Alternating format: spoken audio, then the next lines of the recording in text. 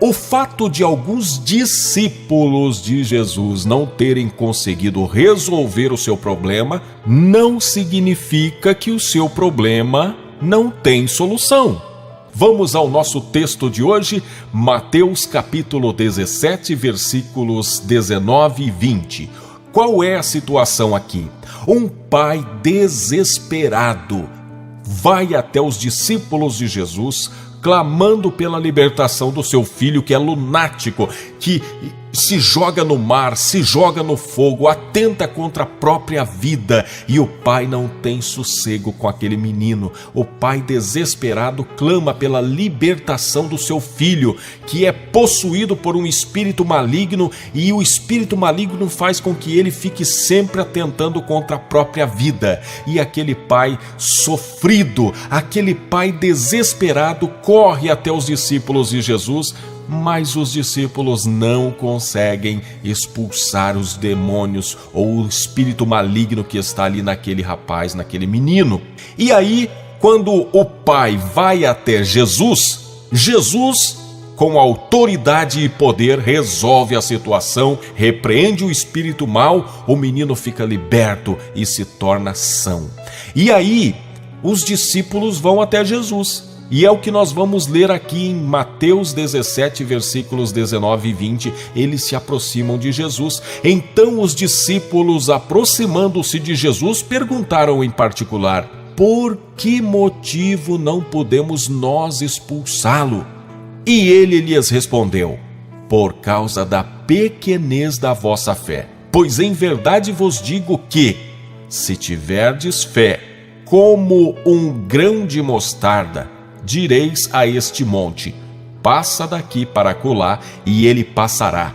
Nada vos será impossível. Eu quero dar sequência na nossa oração, no nosso clamor pelas causas impossíveis. E eu creio que o Senhor vai operar o impossível na sua vida. Mas olhando para esse texto, eu gostaria de destacar 3 coisas para a gente aprender e orar em cima disso. A primeira coisa é: o fato de alguns discípulos de Jesus não terem conseguido resolver o seu problema não significa que o seu problema não tem solução. E também não significa jamais que Jesus não tem poder para resolvê-lo. Sim, porque provavelmente no nosso meio, entre as pessoas que estão ouvindo essa palavra, pode haver pessoas que apresentaram uma causa diante de alguém que é discípulo de Jesus, de alguém que representa Jesus aqui na terra, seja um líder espiritual, seja quem for. De repente você foi com a sua causa diante do homem de Deus ou da mulher de Deus e essa pessoa não resolveu. Você voltou para casa com o seu problema. Mas eu quero pedir a você que olhe para aquilo que aconteceu aqui, que está registrado na Bíblia, e observe que o homem, pai daquele menino que era endemoniado, passou pela mesma situação que você. Ele foi até os discípulos e os discípulos não puderam resolver. Agora, o fato dos discípulos não terem resolvido não significa que Jesus não possa resolver. E tem um motivo pelo qual aqueles discípulos não conseguiram resolver. E você vai saber, é na segunda coisa que nós aprendemos aqui nesse texto. Especialmente com relação às coisas espirituais, Jesus deixou muito claro que a fé é um agente fundamental para a realização do impossível. Seja a libertação, seja uma cura, seja a restauração de um relacionamento, a fé é um agente fundamental. E hoje, lamentavelmente, cultiva-se uma ideia de que você nem precisa ter fé, basta confiar na fé do fulano de tal. Não tem umas igrejas, não tem umas pessoas que dizem assim: você nem precisa ter fé, porque eu tenho fé por você. Quem disse isso? Está escrito isso na Bíblia? Não. Isso não está escrito na Bíblia e eu acho bom que você não confie nisso. Você precisa ter a sua fé. Trate de alcançar fé para você. E aí você me pergunta: Ney, como é que eu faço para ter fé? Bom, Na terceira coisa que nós aprendemos nesse texto, você aprende como é que você pode ter a sua fé aumentada. E por que é que eu digo aumentada? Porque você já tem fé, mas talvez a tua fé está atrofiada, está lá escondidinha num canto. A tua fé pode até ser pequena, mas ela deve ser como um grão de mostarda. Sabe por que Jesus disse isso? Jesus disse isso porque o grão de mostarda é um dos menores grãos, ele quase que é invisível, mas quando ele é lançado na terra, ele produz uma grande árvore ao ponto dos passarinhos fazerem ninhos nos seus galhos. A tua fé, ela pode até ser pequena, mas ela precisa ser plantada. Você deve tratar a sua fé como se trata um grão. O que é que você faz com um grão? Você não guarda ele na estante de enfeite. Você pega o grão, você pega a semente e você lança na terra. Esse é o propósito da semente, que seja lançada na terra, não é? A tua fé precisa ser plantada, adubada, regada, cultivada. E você me pergunta, como eu faço isso, Ney? Por meio da oração, da leitura da palavra, de testemunhos de milagres.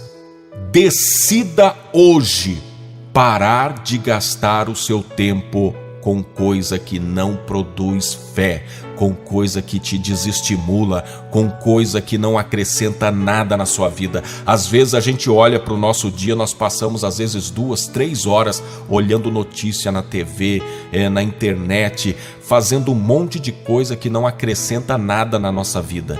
Então, pegue o tempo que você tem, que é algo preciosíssimo. Pegue o tempo que você tem, tire um tempinho de oração. Talvez você não tenha o hábito de orar, mas tira ali 1 minuto ou 2 e aos poucos você vai aumentando esse tempo.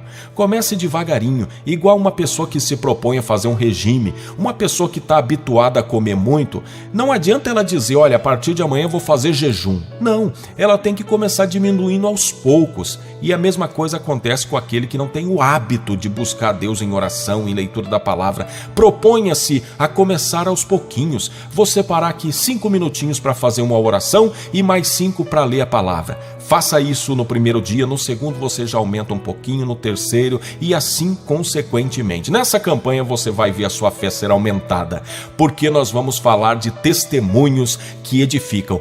Ocupe o seu tempo ouvindo coisas de Deus, ouvindo um louvor, ouvindo uma palavra de Deus. Tem aqui, no nosso canal, tem mais de 550 vídeos falando das coisas de Deus. Pode olhar no canal aqui. Eu quero falar para você de uma coisa interessante. A fé, quando você aumenta a sua fé, quando você edifica a sua fé, você tem autoridade por meio dessa fé. Eu me lembro uma situação em que começou a desenvolver em mim uma enfermidade. Eu comecei a ter aquele chamado refluxo. E aquilo é horrível. E as pessoas começaram a dizer, você tem isso aí? E isso aí é difícil de curar, hein? Olha, você vai ter que se habituar a dormir com 2 ou 3 travesseiros para você não ser incomodado por isso à noite, porque isso aí se manifesta especialmente à noite. E aí lá vai o Ney, comecei a dormir com 2 ou 3 travesseiros para não ter mais aquilo durante a noite. Eu dormi a primeira, segunda, terceira, na quarta noite. Eu, depois de um momento de oração, senti no meu espírito como que uma voz me dizendo, ei Ney, você vai aceitar essa enfermidade? Foi só essa a pergunta. Quando aquela voz disse para mim, você vai aceitar essa enfermidade? Eu respondi, eu não aceito em nome de Jesus essa enfermidade, está repreendida, vá embora, não fique mais aqui. E eu falei aquilo com tanta fé, que eu falei na mesma hora, quer saber de uma coisa? Não vou dormir mais com 2, 3 travesseiros não, vou dormir com um só e Deus vai me curar. E aí, a partir daquela noite, já passaram-se 5 anos e eu não tive essa enfermidade nunca mais na minha vida. Então, a fé, quando ela é estimulada e quando você tem a sua fé aumentada, você tem também autoridade. E nós vamos buscar autoridade por meio da oração agora.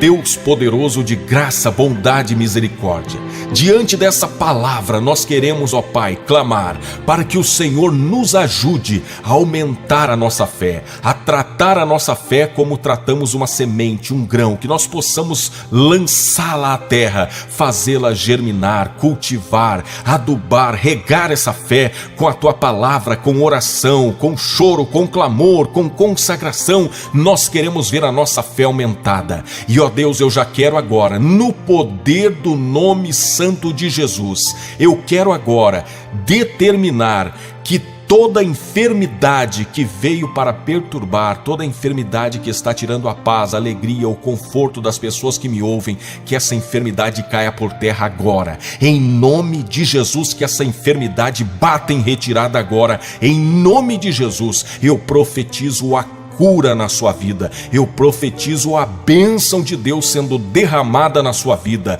Eu agora repreendo todo o espírito de destruição, espírito de morte, que vem para tirar a paz, tirar a alegria, que vem para perturbar, que vem trazer enfermidade. Eu repreendo agora. Repreendo também o espírito da desunião, que veio para esfriar os relacionamentos, para causar separações. Eu te repreendo agora, espírito da desunião, vai embora, em nome de Jesus. Que todo aquele que também está dominado pelo espírito do vício, aquele que está se entregando à bebida ou à droga, que seja agora liberto em nome de Jesus Cristo. E aquele, ó Pai, que está enfrentando crise financeira, a Tua palavra nos diz que Tu és o dono do ouro e da prata. A Tua palavra nos assegura que quando nós confiamos em Ti, o Senhor nos concede o recurso e o faz multiplicar-se nas nossas mãos. Então eu te peço, abra portas de emprego, envia clientes, cria oportunidades para que essas pessoas saiam da crise financeira, saiam dessa situação de miséria. Ó Deus, em nome de Jesus eu clamo que o Senhor opere o impossível na vida dessas pessoas, para que o nome santo de Jesus seja exaltado e glorificado. Amém. Eu quero pedir para você apertar o like agora, aperta o joinha para você me ajudar. Deixa um comentário aqui, se inscreva no canal, ativa o sininho para receber as notificações, porque ao longo do dia eu vou gravar mais vídeos, vou estar passando recados para você ser avisado. Ativa o sininho, compartilha esse vídeo com mais pessoas, com as pessoas que você ama, com as pessoas que você quer ver o milagre de Deus na vida delas. Compartilhe esse link nos grupos de WhatsApp, no Facebook, com os seus contatos, e você vai ter vitória no nome de Jesus.